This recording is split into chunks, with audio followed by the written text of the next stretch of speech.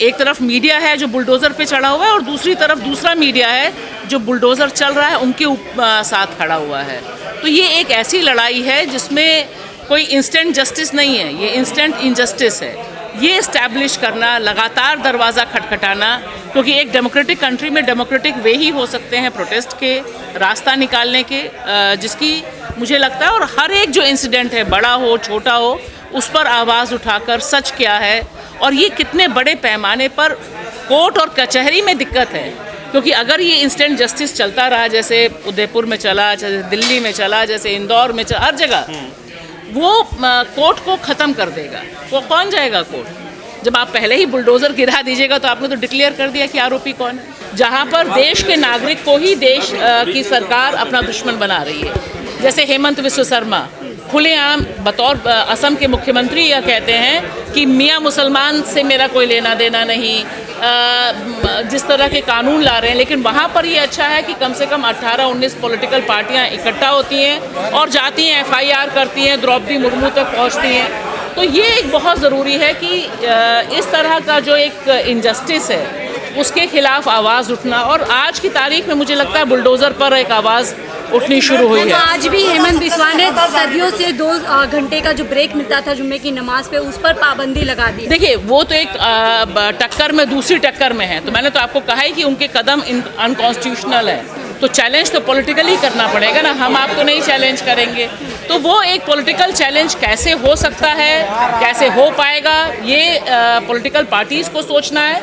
और असम में कम से कम विपक्ष की पार्टियां आज की तारीख में सोच रही हैं कि चैलेंज किया जाए। क्या अब आलोचना के आधार पर? देखिए, मैंने कहा कि अगर ये खून लगने की बात है, अगर पावर के पास खून लग गया है कि वो किसी भी, जब उसका मन आएगा ये उसके ऊपर एक्ट हो सकता है, तो कभी वो हाई कोर्ट का ऑर्डर हो सकता है, कभी किसी पर पत्थर फेंकना हो सकता है। कोलकाता में लोगों ने पुलिस के ऊपर पत्थर फेंके, उनके घर पे तो बुलडोज़र नहीं चला।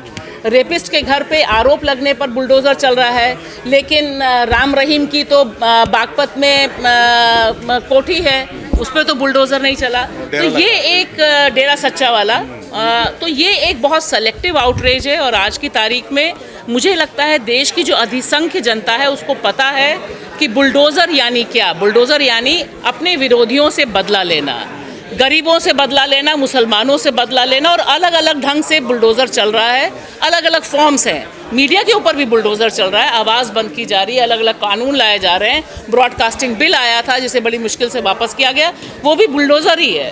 तो ये मुझे बहुत साफ लगता है कि, और हम सब जानते हैं कि बुलडोज़र यानी क्या है। बुलडोज़र यानी वोट मिलता है, बुलडोज़र से बहुत सारे सत्ता में आते जा रहे हैं। देखिए, वोट मिलता है नहीं मिलता है, ये तो पॉलिटिकल लड़ाई है जो पॉलिटिकल पार्टीज़ लड़ेंगी।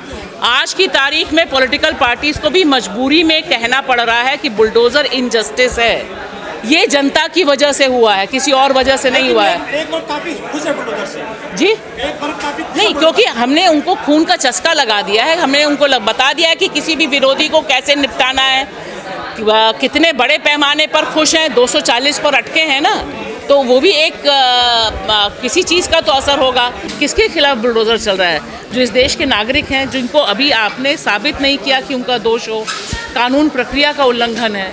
तो ये जो एक कबीलाई सोच है वो चैलेंज करनी मुझे लगता है बहुत ज़रूरी है। वो और ख़ास तौर से जो different social media, YouTube platforms हैं, क्योंकि उनकी रीच आज की तारीख में ज़्यादा है मेन स्ट्रीम मीडिया से। पर ये जो कहा जा रहा है कि विपक्ष मजबूत हुआ है, कहाँ मजबूत हुआ है? कहीं भी विपक्ष खड़ा हुआ नहीं दिखता है जब बुलडोज़र चलता है। जो काम पहले हो रहे थे वो आज हो रहे हैं। देखिए, आज की तारीख में कम से कम मध्य प्रदेश की घटना के बाद कांग्रेस सड़क पर आई और कांग्रेस को बोलना पड़ा जब उनके अपने नेता के ऊपर पड़ा। लेकिन मेरा मानना है कि अगर उत्तर प्रदेश में चल रहा है तो वहाँ विपक्ष की पार्टी है अखिलेश, समाजवादी पार्टी, बसपा है। वहाँ जाकर हमें आपको पूछना ज़रूरी है कि आप इस समय चुप क्यों हैं। अकबरपुर जब गिर रहा था तब समाजवादी पार्टी और कांग्रेस क्या कर रही थी वहाँ पर? ये अकाउंटेबिलिटी, क्योंकि इसकी फाइट आज की तारीख में सिर्फ न्यायपालिका पे भरोसे पे नहीं छोड़ी जा सकती है। तो अब ये दूसरी जगहों पर मदरसे क्यों खोले गए? स्कूल मदरसा दोनों चीज खोले जाते। स्कूल और मदरसा दोनों चीज़ खोले जाने चाहिए थे। ज़रूरी नहीं था कि मतलब खाली कुरान का होता। अल्लाह के नबी ने कहा 1400 साल पहले कि अपनी तालीम पाने के लिए तुम्हें कहीं तक भी जाना हो, चीन तक जाना हो तो तुम्हें जाना होगा, लेकिन तालीम पाना होगा।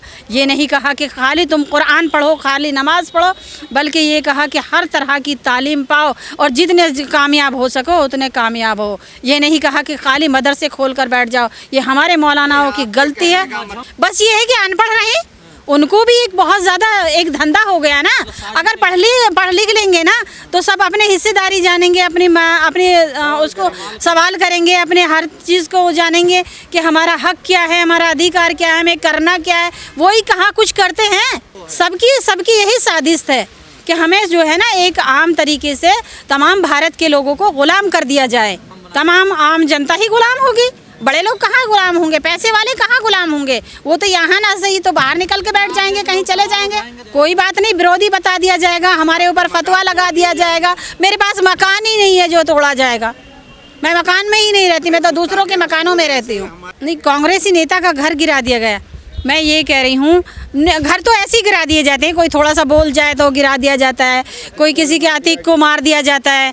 मैं सबसे पहले ये कहना चाहती हूँ कि सबसे ज़्यादा अगर हुजूर अक़दस सल्लल्लाहु अलैहि वसल्लम की गुस्ताखी कर रहा है तो एक मुसलमान कर रहा है जो खुद इस्लाम में पैदा हुआ है। कि जब सुबह अल्लाह के नबी हुजूर अक़दस सल्लल्लाहु अलैहि वसल्लम कहते हैं कि जब सुबह को लोग सोते रहते हैं और हमारे मुसलमानों के आज बच्चे जो हैं ना, मुसलमानों के बच्चे ना तो कलाम पाक पढ़ते हैं और ना ही सुबह फजर की नमाज़ पढ़ते हैं, और खाली जुमे की नमाज से क्या मुसलमान कहलाए जाएंगे? हर मुसलमान को होना चाहिए कि अल्लाह के नबी हुजूर अक़दस सल्लल्लाहु अलैहि वसल्लम का कहना है, जो मोमिन है, मेरा दिल चाहता है कि मैं मुसलमानों के उन घरों में आग लगा दूं जिन घरों में लोग सुबह को फजर की नमाज के बाद सोए हुए हैं।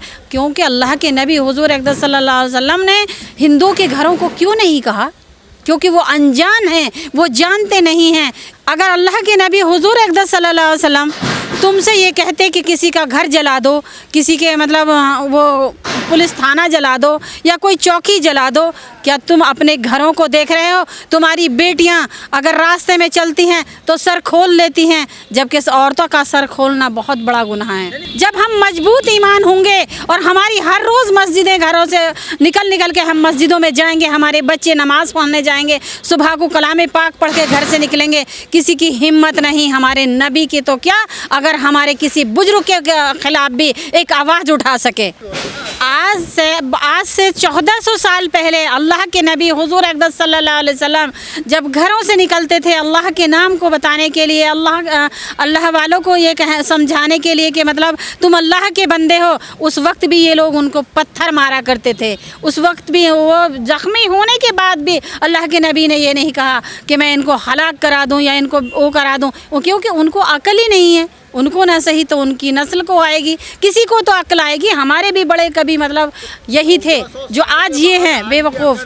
मकसद यह है कि इस्लाम को टारगेट करना, और इनके बस की और कुछ बात तो है नहीं, और कुछ तो इनके बस की है नहीं। बस यही है कि मतलब किसी भी तरीके से अपना कोई वो छुपाने के लिए इस तरह से कोई बोलेगा, सारे मीडिया वाले आएंगे कि मतलब नबी के शान में गुस्ताखी कर दी, ऐसा वो कर दिया फला आदमी, तो वो जो है ना अल्लाह के नबी की शान में गुस्ताखी करके वो अपने आप को बड़ा बनाना चाहते हैं, जबकि उनकी औकात है ही नहीं। कि हमारे उलमाओं की तो इतनी बड़ी बड़ी गलतियां हैं कि जब हमारे यहाँ से देश आज़ाद हुआ, क्या मतलब ये जब हमारे मदरसे खुले हुए थे और हमारी वो भी उस वक्त भी यूनिवर्सिटी थी,